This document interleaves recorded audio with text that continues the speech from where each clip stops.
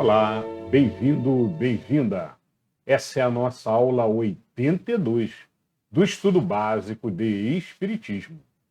Nessa sequência de vídeo, nós fazemos a leitura do Livro dos Espíritos, esse que aparece aqui do lado, e foi o primeiro livro compilado por Allan Kardec, quando fez a doutrina espírita. Kardec fazia as perguntas e recebia as respostas da espiritualidade. E assim foi feito, então, o primeiro livro da doutrina espírita, o Livro dos Espíritos. E nós lemos o Livro dos Espíritos do início até o final. Cada aula nós lemos um conjuntinho de perguntas e respostas. Perguntas que Kardec fez e respostas que Kardec recebeu da espiritualidade, para que pudesse, então, criar a doutrina espírita. Muito bem. Então, esse é o livro fundamental. É o livro que a maioria das casas espíritas que tem escola, que tem estudo, centro de estudo, fazem, então, o básico, o estudo básico, inicial, e sempre pelo Livro dos Espíritos. Bom, então esse é o nosso objetivo aqui, reproduzir esse estudo para que você possa, de sua casa também, seguir essa sequência aí de estudo e aprendizado, conhecimento da doutrina espírita. A gente faz também a leitura sempre de uma página de um livro, e estamos lendo O Caminho, Verdade e Vida. Nessa leitura de uma página do Caminho, Verdade e Vida, é o que nós chamamos de nosso momento de reforma íntima. É o momento que lemos uma página, compreendemos, fazemos a compreensão, estudo da mensagem passada e pensamos, então, dali as ações, as atividades que nós temos que colocar em prática no nosso dia a dia. Sabemos que não adianta só a gente ler, só a gente estudar, né? A gente precisa colocar em prática, para que a vida melhore, para que tudo se melhore na nossa existência, e a gente consiga, então, direcionar toda a nossa vida para o real valor, que é o valor espiritual. É o que a gente realmente leva quando a gente sai desse mundo, desencarna, volta para o mundo espiritual, é o aprendizado, é o estudo. E assim nós vamos, então, aula após aula. Nós estamos na aula 82. Isso significa que já passamos por 81 aulas. A aula número 1 é muito interessante. Fala sobre a história do Espiritismo. Como começou o Espiritismo? Quem foi Allan Kardec? Então, se você está começando agora, recomendo que você dê uma olhadinha na aula 1 também. Muito bem, hoje nós vamos então ler no Caminho, Verdade e Vida uma página com o título O Mundo e o Mal. Caminho, Verdade e Vida é um livro de Emmanuel, do espírito Emmanuel, psicografado pelo Chico. E em seguida nós vamos então para o Livro dos Espíritos, terceira parte, capítulo 5. Nós estamos falando sobre a lei de conservação. E vamos falar hoje, então, estamos começando a lei da conservação, e vamos falar hoje sobre instinto de conservação e meios de conservação. Bora lá, então. Começamos, então, pelo Caminho, Verdade e Vida. O título de hoje, O Mundo e o Mal. E o Caminho, Verdade e Vida sempre inicia com um versículo. Não peço que o tires do mundo, mas que os livres do mal. Jesus. Isso está em João, capítulo 17, versículo 15. Agora vamos ouvir a explicação, então, de Emmanuel sobre esse versículo. Nos centros religiosos há sempre um grande número de pessoas preocupadas com a ideia da morte.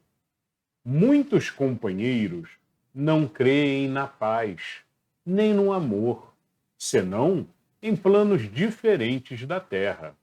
A maioria aguarda situações imaginárias e injustificáveis para quem nunca levou em linha de conta o esforço próprio. O anseio de morrer para ser feliz é enfermidade do espírito.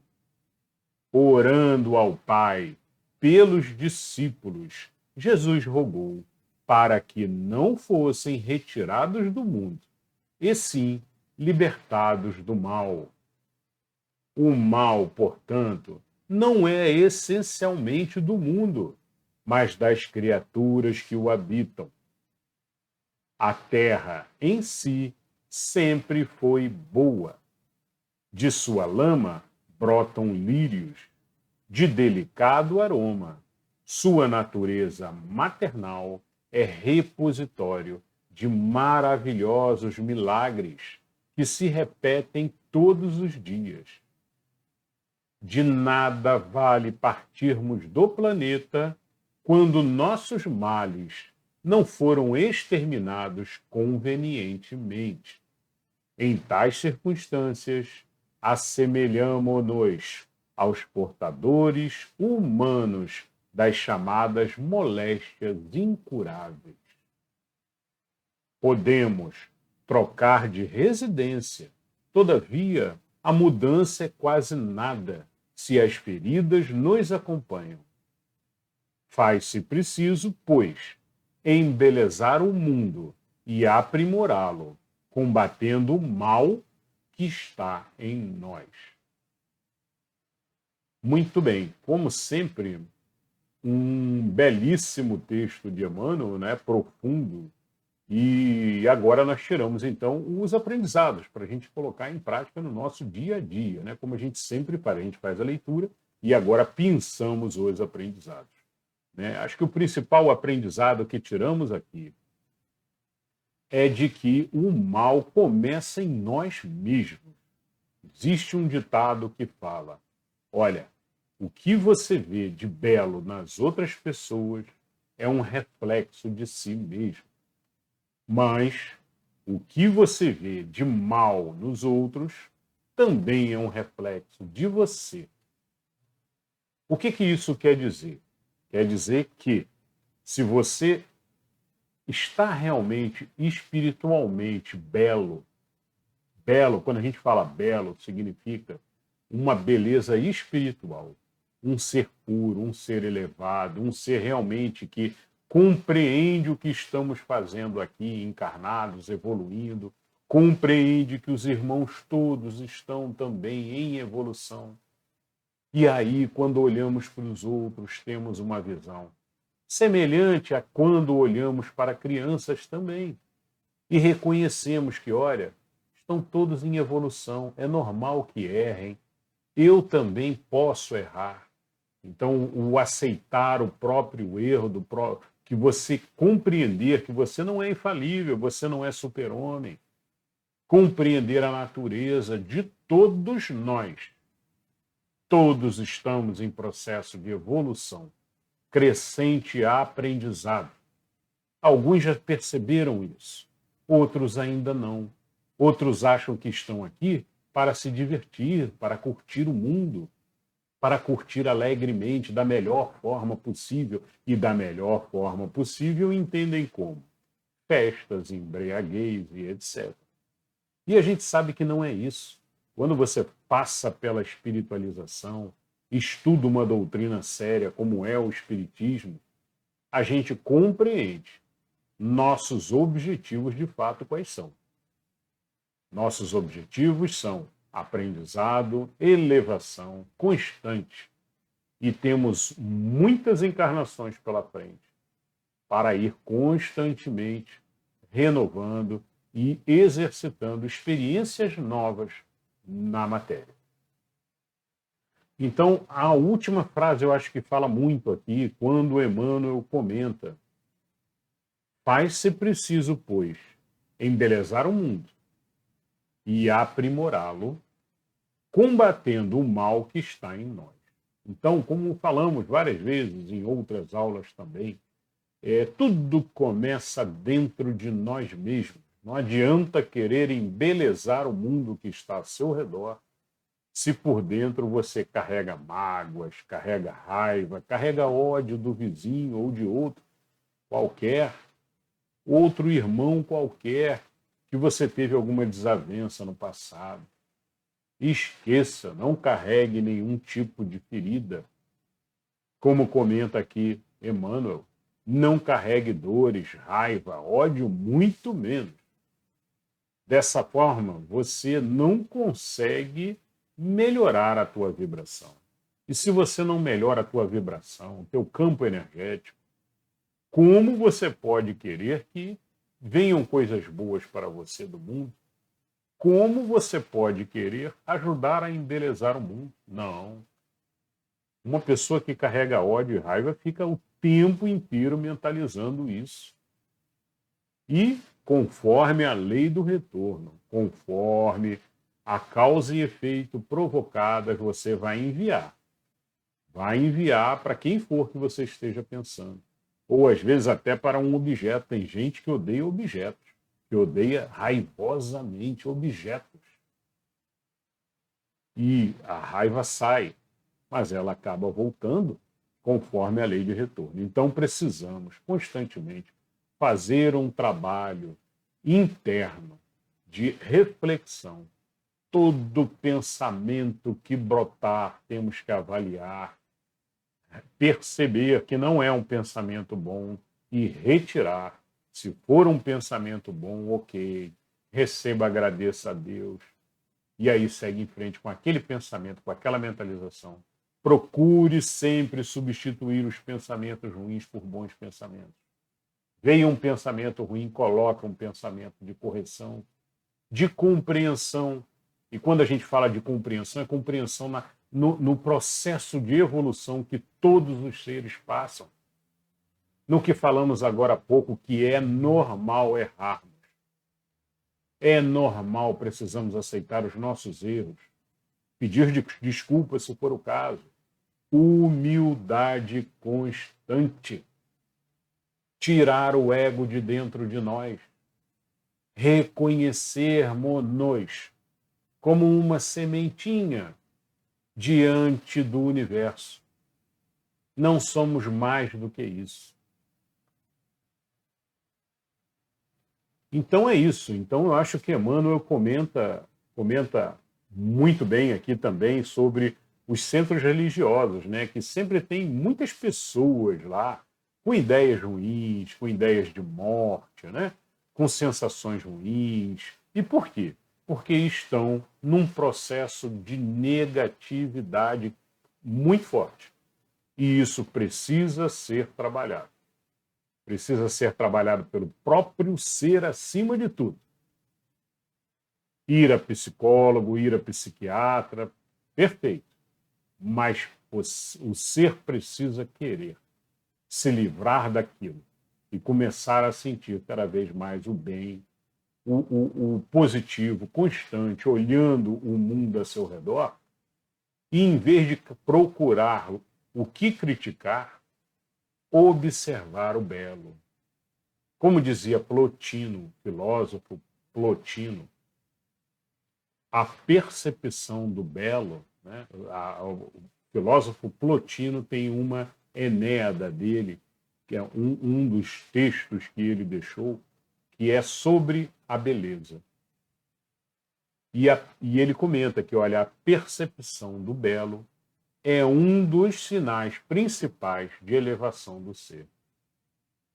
E para perceber o belo, precisamos de quê? Precisamos de positividade. Por isso é que falo muito aqui sobre positividade, para a gente constantemente se colocar numa posição positiva, pensando sempre nas coisas boas. Se vier coisa ruim, corrija.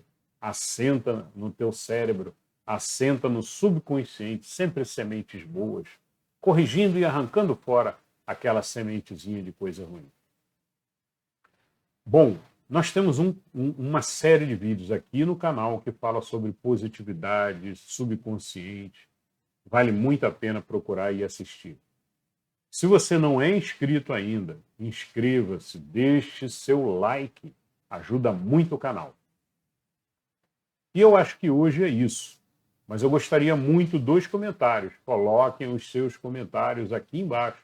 Eu prometo responder com todo carinho, na medida do possível. Muito bem, pessoal. Esse foi, então, a leitura de hoje. A leitura de hoje, no Caminho, Verdade e Vida. Vamos agora para a leitura do Livro dos Espíritos. Muito bem, e na leitura do Livro dos Espíritos, nós estamos na parte terceira do livro, falando sobre as leis morais. E olha quantas leis morais nós estamos lendo aqui. Nós já passamos pela lei divina ou lei natural, já falamos sobre a lei da adoração, já lemos as perguntas da lei do trabalho, já passamos também pela lei da reprodução, e estamos começando agora o capítulo 5, e vamos falar sobre a lei da conservação. A lei da conservação, ela contém esses 5 tópicos que aparecem aqui embaixo. Instinto de conservação, meios de conservação, gozo dos bens terrenos, necessário e supérfluo, privações voluntárias, mortificações. Nós, nessa aula, vamos ver os 2 primeiros tópicos. Então, conforme está aqui, olha, aula 82, instinto de conservação e meios de conservação. Nós vamos ler as perguntas da 702 até a 710. Bora lá, então. Pergunta 702. É lei da natureza o instinto de conservação? Resposta dos espíritos. Sem dúvida, todos os seres vivos o possuem, qualquer que seja o grau de sua inteligência. Nos é puramente maquinal, racionado em outros. Então, o que eles querem dizer é que até os animais, né, em todos os níveis da escala, como já lemos anteriormente, existe uma escala de evolução até chegar no ser humano, né? E essa escala, então, dentro dos animais ali, você tem seres muito primários. Muito primários. E aí ele comenta aqui que, olha, em alguns, essa lei ela é maquinal, ela é automatizada ali nos processos ali de instinto, né? Como chamam. Mas em outros, conforme a graduação, ela já é raciocinada, ou seja, o que eu tenho que fazer para me conservar. E aí procura um buraco para se enterrar, se for um ratinho, se for um coelho, procura uma toca, e assim por diante. E o ser humano, então, aí tem as suas possibilidades aí com o seu raciocínio muito amplo, muito maior do que o dos animais. Essa foi a 702. Vamos à pergunta 703. Com que fim outorgou Deus a todos os seres vivos o instinto de conservação? Então pergunta Kardec, olha, qual o objetivo de Deus esse instinto de conservação para todos os seres, né? E a resposta, porque todos têm que concorrer para cumprimento dos desígnios da providência. Por isso foi que Deus lhes deu a necessidade de viver. Acresce que a vida é necessária ao aperfeiçoamento dos seres. Eles o sentem instintivamente, sem disso se aperceberem. Então, muito bem, essa foi a resposta dos espíritos, então, eu acho que bem clara, né? Dizendo aqui que, olha, isso está dentro do instinto do ser, se manter vivo essa necessidade. E aí acrescentam aqui os espíritos o comentário de que, olha, esse aperfeiçoamento, essa necessidade da vida terrena, da vida na matéria, né? É uma necessidade para o aperfeiçoamento dos seres Naturalmente, em diversas encarnações, o ser vai gradativamente aprendendo e evoluindo, evoluindo, evoluindo constantemente, conforme a lei do progresso, que vamos ler mais para frente um pouco. Muito bem, falamos então sobre o instinto de conservação, que é o primeiro tópico. Agora vamos para o segundo tópico aqui dentro da lei de conservação, que se chama meios de conservação. 704. Pergunta de Kardec. Tendo dado ao homem a necessidade de viver, Deus lhe facultou em todos os tempos os meios de o conseguir? Muito bem. Então, Kardec pergunta, olha, já que Deus deu ao homem a faculdade, né? Deus lhe facultou em todos os tempos os meios de conseguir, ou seja, conseguir se manter vivo, né?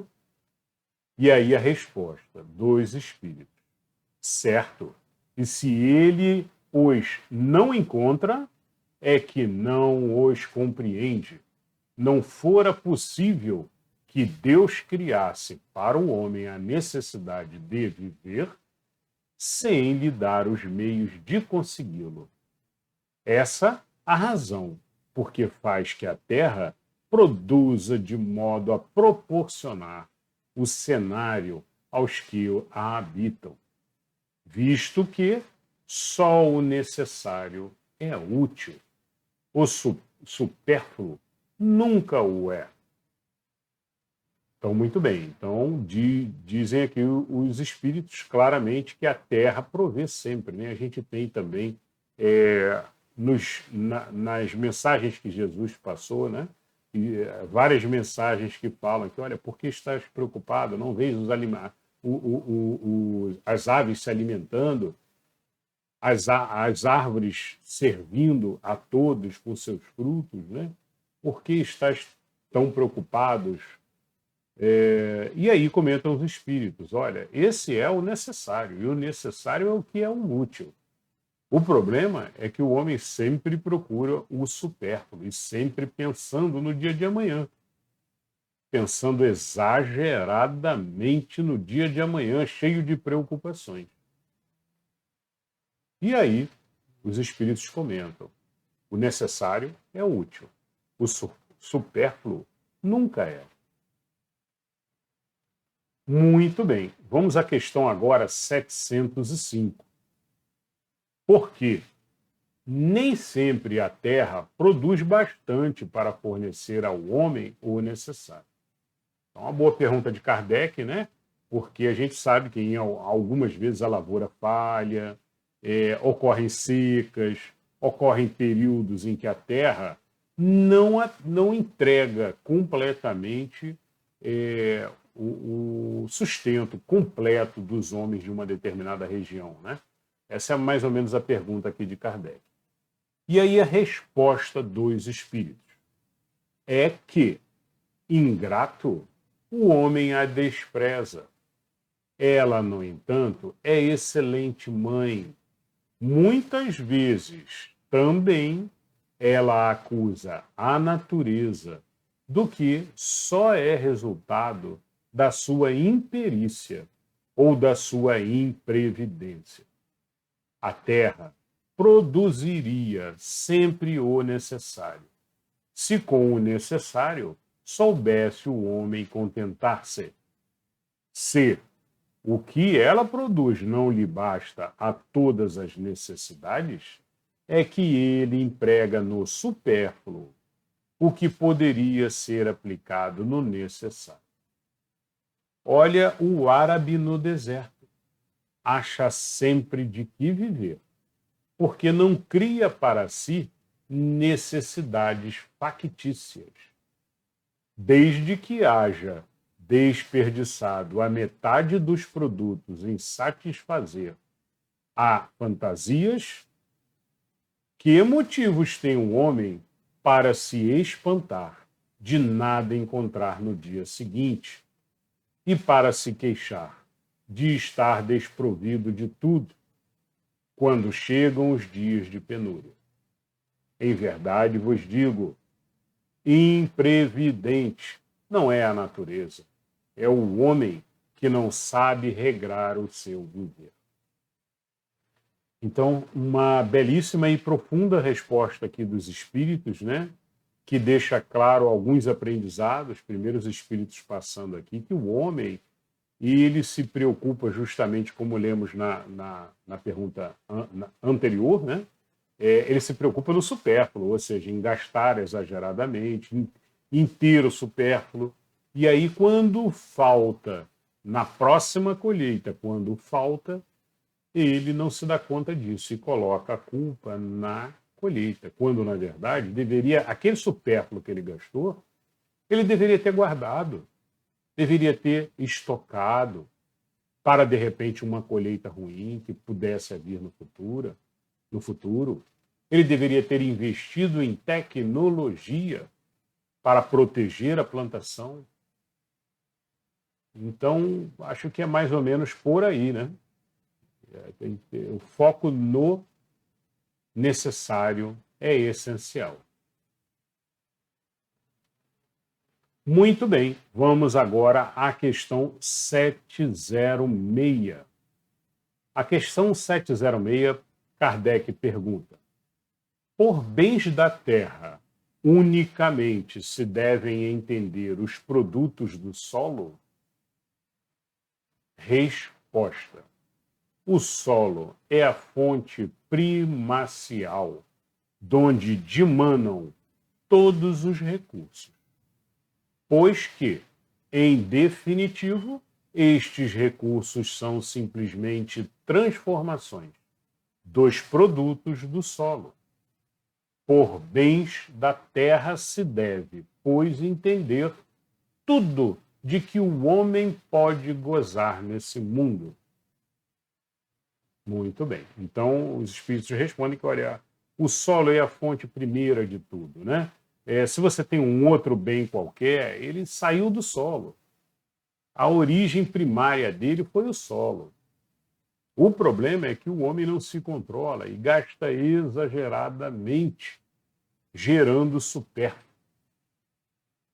E chega uma hora que aquilo ali, então, vai causar problema, porque ele deveria ter investido no útil. E ele não investiu. Ele ficou só gastando o supérfluo. É mais ou menos por aí que os espíritos explicam aqui. Bom, vamos à questão agora 707. É frequente a certos indivíduos faltarem os meios de subsistência, ainda quando os cerca a abundância. A que se deve atribuir a isso? Resposta dos espíritos, e é uma resposta longa, mas vale a pena lê-la por completo, porque a pergunta é muito boa também. Resposta: ao egoísmo dos homens, que nem sempre fazem o que lhes cumpre. Depois, e a maioria das vezes, devem-no a si mesmos. Buscai e achareis.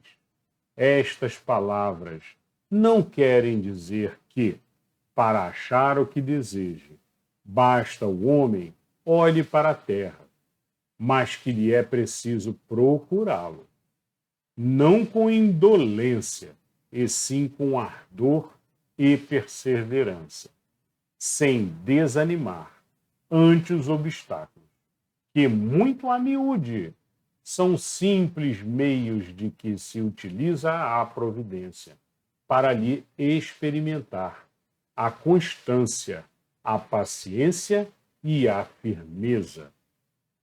Muito bem, então os aprendizados aqui são de que, olha, por vezes, essa falta que ocorre, né, utiliza-se a providência, então, para nos experimentar a nossa constância, a nossa persistência, a nossa paciência e a nossa firmeza. Firmeza significa fé, fé em Deus, certeza de que vai conseguir. E, às vezes, por uma falta de recursos momentânea, né? Comentam aqui os espíritos que podemos estar sendo, então, testados, né? Constantemente passamos por provas na matéria e estamos sendo observados. E o que os espíritos observam? Constância, paciência e firmeza. Constância, persistir, continuar tentando, trabalhando, não é ficar o tempo inteiro choramingando, se lamentando, não. O que a espiritualidade quer, o que Deus quer e direciona é, olha, esse ser tem que aprender a fazer. Ele precisa parar de ficar tanto pedindo e precisa aprender a fazer, colocar em prática, puxar a lavoura. A paciência, o segundo tópico aqui comentado muito bem pelos espíritos, é manter a calma, manter a mansuetude, assentar-se, como disse Jesus, na distribuição dos pães. E a firmeza, retidão, fé em Deus, constante, sem desvio, sem cair nas lamentações, nas reclamações, como constantemente acontece. Então, muito, muito bom esse trecho, que ele deixa claro o que precisamos fazer, né? Por vezes estamos sendo testados. Bom, e aí continuam os espíritos. Se é certo que a civilização multiplica as necessidades, também o é que multiplica as fontes de trabalho e os meios de viver. Forçoso, porém, é convir em que, a tal respeito, muito ainda lhe resta por fazer. Quando ela houver concluído a sua obra, ninguém deverá haver que possa queixar-se de lhe faltar o necessário, a não ser por sua própria culpa. A desgraça para muitos provém de enveredarem por uma senda diversa da que a natureza lhes traça. É então que lhes falece a inteligência para o bom êxito. Para todos há lugar ao sol, mas com a condição de que cada um ocupe o seu e não o dos outros. A natureza não pode ser responsável pelos defeitos da organização social, nem pelas consequências da ambição e do amor próprio. Fora, preciso, entretanto, ser-se cego para não reconhecer o progresso que, por esse lado, tem feito os povos mais adiantados, graças aos louváveis esforços que, juntas, a filantropia e a ciência não cessam de desprender para melhorar a condição material dos homens e, malgrado ao crescimento incessante das populações, a insuficiência da produção se acha atenuada, pelo menos em grande parte, e os anos mais calamitosos do presente não se podem, de modo algum, comparar aos de outrora. A higiene pública, elemento tão essencial da força e da saúde, que nossos pais não conheceram, é objeto de esclarecida solicitude. O infortúnio, o sofrimento encontram onde se refugiem por toda parte. A ciência contribui para acrescer o bem-estar. Poder-se-á dizer que já se haja chegado à perfeição? Ah, não, certamente. Mas o que já se fez deixa prever o que com perseverança se logrará conseguir se o homem se mostrar bastante avisado para procurar a sua felicidade nas coisas positivas e sérias, e não em utopias que o levam a recusar, em vez de fazê-lo avançar. Muito bem, um belo texto, um texto longo, né? Mas eu acho que explicou aqui por completo aqui os nossos objetivos, né, de crescimento e quanto já crescemos também a humanidade.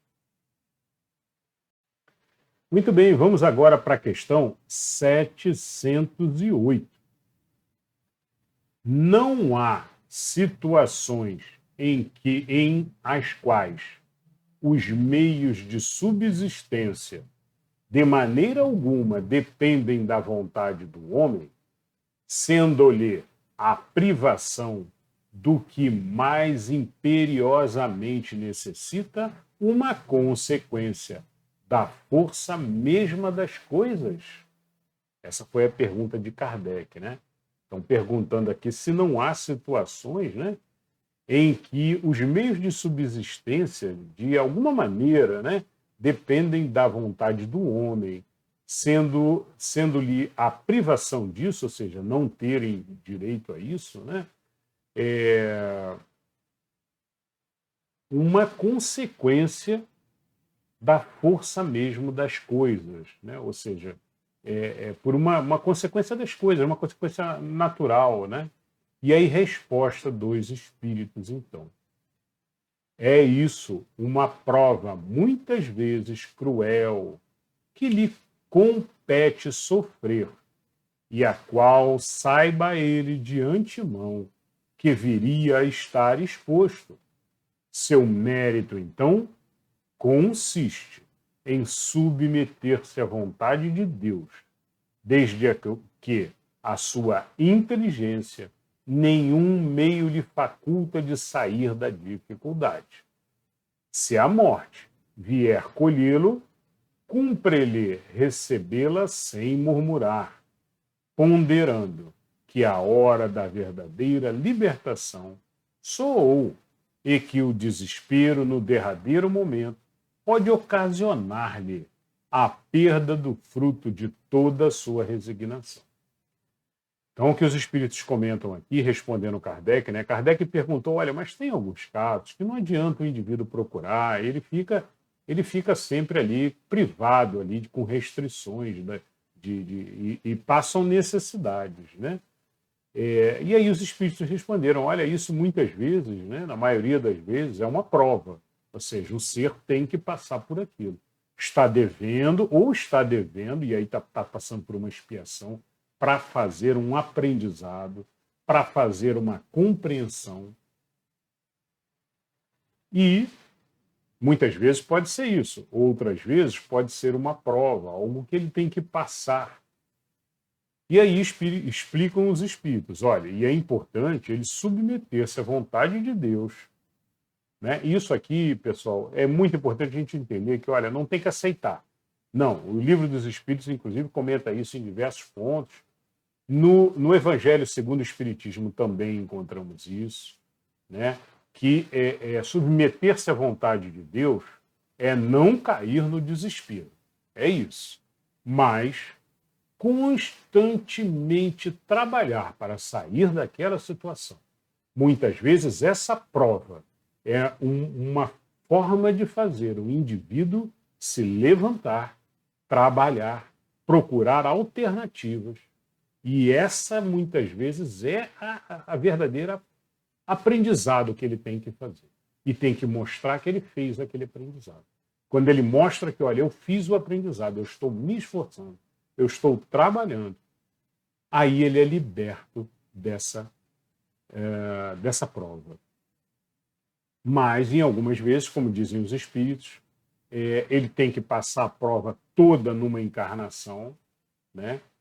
E isso não significa que ele não tenha que ficar batalhando e procurando constantemente, seja um problema de doença, seja um problema também estamos falando aqui de conservação, então seja um problema também de doença, sim, seja um problema qualquer de bens financeiros, seja um problema de falta de recursos da natureza da sua região, né? Ou então a região onde ele se encontra não tem os recursos necessários. Então, seja o que for, ele tem a obrigação, segundo a lei da conservação, de tentar, então, reverter aquele quadro. Mas, em não sendo possível, ele, então, ele finaliza aquela encarnação, volta para o mundo espiritual e sempre, sempre, como eu comento aqui, de cabeça erguida. E o de cabeça erguida é como os espíritos comentaram há duas questõezinhas anteriores, em que falaram, olha, é muito importante que se tenha, então, a paciência, e é importante que se tenha a paciência, que se tenha também a fé e a certeza de que se vai conseguir. E que não fique, então, se lamentando constantemente. Porque isso é a derrota, isso é mostrar que não soube passar pela dificuldade. É quando o ser cai, de repente, num caminho errado e sai do caminho da retidão. É muito importante passar pela prova mostrando que sabe passar. E como é que a gente mostra que sabe passar? Sem sair da retidão, sem sair do caminho de Deus. Oração constante, fé. Fé em Deus apesar das dificuldades, apesar de não encontrar retorno de soluções. Manter constantemente a fé e o amor a Deus.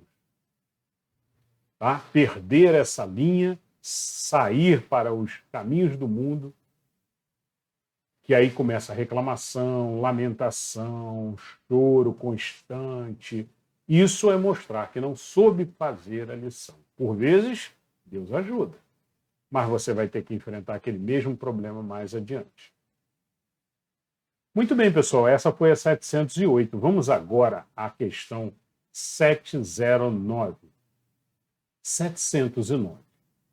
Terão cometido crimes, pois que, em certas situações críticas, se viram na contingência de sacrificar seus semelhantes para matar a fome?